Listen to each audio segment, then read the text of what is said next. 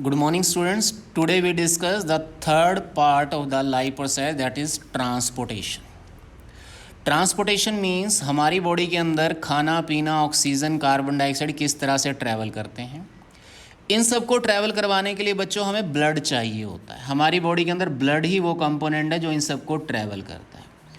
और अब बात आती है कि ब्लड को कैसे मूवमेंट मिलता है, तो उसके लिए एक पंप है हमारी बॉडी के अंदर।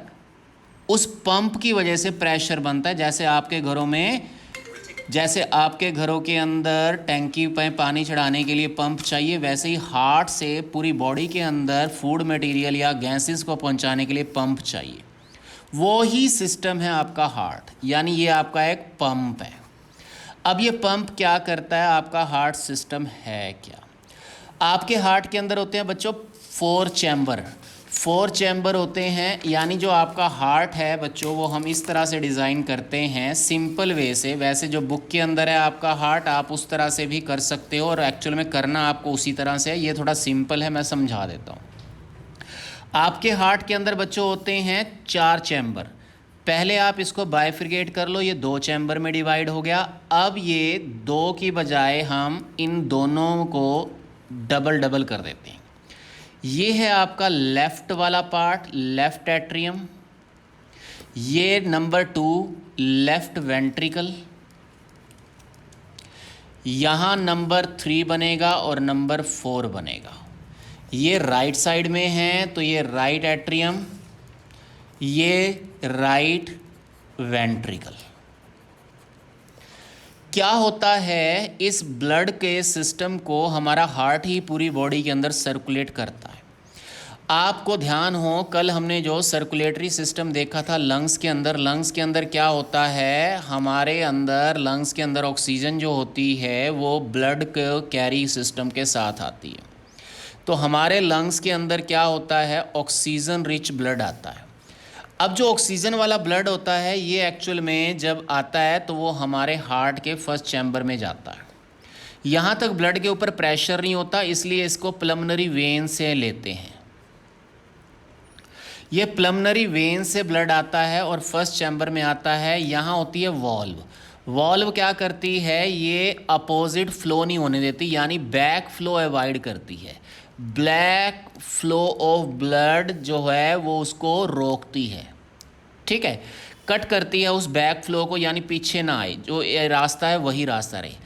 तो फर्स्ट चैम्बर यानी लेफ्ट एट्रियम के अंदर जब ब्लड आपके आता है तो ये फूलता है, फिर ये प्रेशर बनाता है, इससे दूसरे चैम्बर में आता है, ये फूलता है, ये प्रेशर बनाता है। तो यहाँ से अब ब्लड निकलेगा। ये रेड कलर में दिखा रहा हूँ क्योंकि यहाँ अब इस ब्लड के ऊपर पूरा प्रेशर होता है।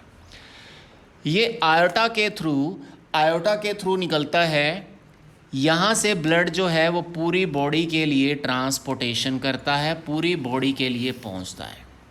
अब ये पूरी बॉडी के लिए ब्लड जब पहुंचता है तो रास्ते में वो हर एक सेल को अपना फूड देता है, ऑक्सीजन देता है, वेस्ट मटेरियल उनसे कलेक्ट करता है। अब क्या होता है, हर एक सेल जब इससे अपना वेस्ट मटेरियल देता है तो वेस्ट मटेरियल लेते हुए ये क्या करता है, कैपिलरीज के थ्रू इसमें चेंज आता है। यहाँ तक रेड में देख रहे थे आप, ऑक्सीजन वाला ब्लड है, तो यहाँ से जब वापसी होनी शुरू होती है इसकी तो ये डीऑक्सीजनेटेड ब्लड होता है और इसके लिए वेन काम में आती है।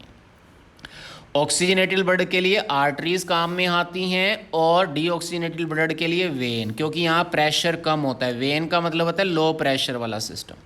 तो यहाँ से वेन के रास्ते बॉडी के आपके हार्ट के 3rd चैम्बर के अंदर ये नीचे से भी और ऊपर से भी, जैसे सिर दिमाग से भी खून आता है वापस सर्कुलेट होता हुआ, तो ये एंटर करता है। इसको बोलते हैं अपर वेना केवा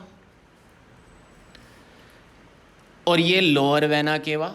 तो दोनों एरिया से यूज हो चुका ब्लड एंटर करता है इस 3rd चैम्बर में यानी राइट एट्रियम में। यहाँ से फिर वॉल्व खुलती है और ये 4th वाले में एंटर करता है। अब यहाँ से ब्लड के ऊपर फिर प्रेशर आ जाता है क्योंकि पंप चल रहा है। यहाँ से कंप्रेस हुआ, ये फूला, इसने जब कंप्रेशन किया तो यहाँ से अब ब्लड निकलता है और वो आपके लंग्स के अंदर डीऑक्सीजनेटेड वाला ब्लड पहुँच जाता है।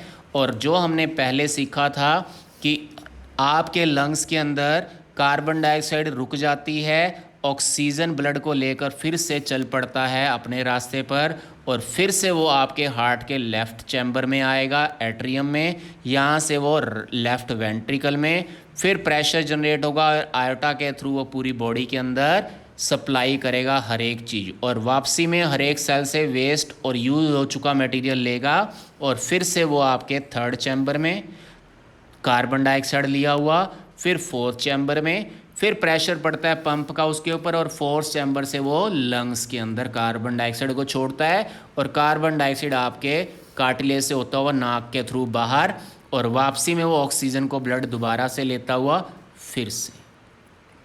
तो 2 बार खून आपके ब्लड के अंदर आता है, इसलिए इसको डबल सर्कुलेशन सिस्टम बोलते हैं। और ह्यूमन हार्ट 4 चैम्बर का होता है, और आपने वो 4 चैम्बर देख भी लिए।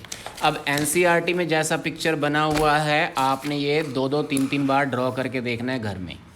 वही चीज़ है कि पहला चैम्बर ये है, सबसे पहले ब्लड आया लंग्स से, यहाँ लंग्स नहीं दिखाए, मैंने आपको दिखा दिए थे ताकि इजी हो जाए। तो यहाँ से ब्लड आया, ये एंटर हुआ एक चैम्बर में, फिर दूसरे चैम्बर में, और यहाँ से निकला पूरी बॉडी के अंदर। ये रेड कलर इसलिए है क्योंकि ऑक्सीजन वाला ब्लड है, हाई प्रेशर से निकलेगा, आर्टरी से निकलेगा, पूरे शरीर में से यूज़ होता हुआ, फिर यहाँ से भी एंटर करेगा और ऊपर से भी एंटर करेगा। तो यहाँ से इस थर्ड चैम्बर में, फिर फोर्थ चैम्बर में, और फोर्थ चैम्बर से फिर वो दोबारा लंग्स के लिए पहुँचता है, और लंग्स से फिर से ऑक्सीजन लेता है। दिस इज़ आवर हार्ट कैसे वो वर्क करता है। ठीक है, करके आना ये अब।